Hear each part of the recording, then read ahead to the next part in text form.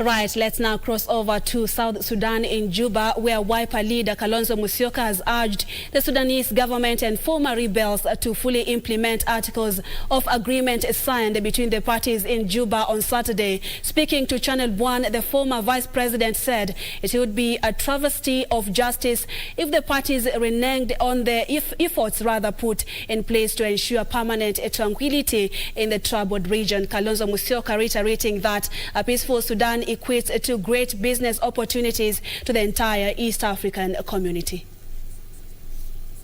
There are those rebel groups that did not agree to the signing. What is the way forward from here in ensuring that they are also accommodated towards this peace journey? Under the terms of this agreement, the rebel groups are supposed to, for instance, take about 25% of the cabinet slots within the arrangements of the transitional government, which is in Khartoum. This is sort of an attraction that because they want an all-inclusive process, if they come on board, they'll also be able to participate. And so I think every effort will be made to reach out to them. This peace belongs to the people. It should not just be left to the leaders. Therefore, ownership of the peace process by the people of Sudan is fundamental. That's why, in spite of COVID-19, you saw a normal rally. In fact, at some stage, I was worried whether they're observing social distance during the signing ceremony. You could see the excitement, which means that people own the process. But the leaders also must continue to give leadership. Now, what do I mean by that?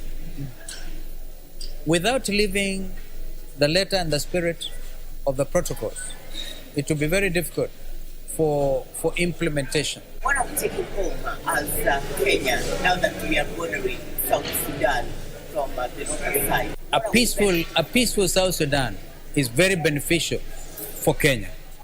We think that as East Africa, a peaceful Sudan and a peaceful South Sudan is definitely very beneficial to the East African community. Because already a lot of Kenyan businessmen, you imagine banks like KCB, in fact it used to be said Kenya Commercial Bank was like the central bank here in Juba. And then you had Equity Bank, you have Cooperative Bank, you have all the main banks here, and the hordes and teams of business people wanting to do business in this country. Wiper leader Kalonzo Musyoka there speaking from Juba, where he witnessed the signing of that peace agreement between the government and the rebels, of course saying the peaceful South Sudan equates to the peaceful East African community.